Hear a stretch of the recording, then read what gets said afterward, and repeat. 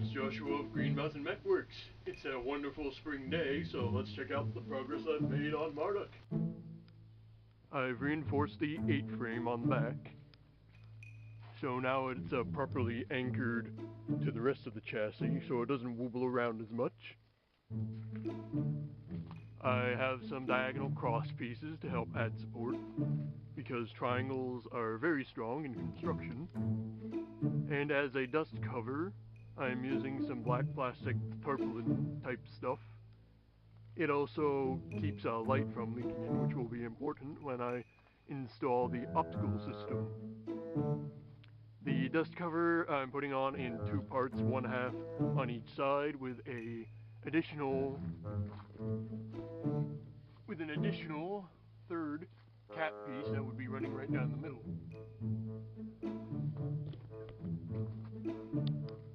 I've started work on the steering system. How it will work is there will be a table attached to this carriage here, and you push this with your foot. It moves forward, pulling on the cable. That will run on to a pair of pulleys that will go to the opposite side and pull the steering arm over, steering the wheel. Steering with the pilot's legs is important because they are the strongest muscle in your body, and it's shifting considerable amount of weight when you steer it.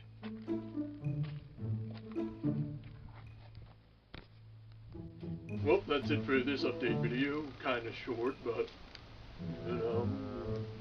doing simple stuff for Mech takes longer than you think. So, like, favorite, subscribe, do the voodoo that you do on the YouTube, and I'll see you next time.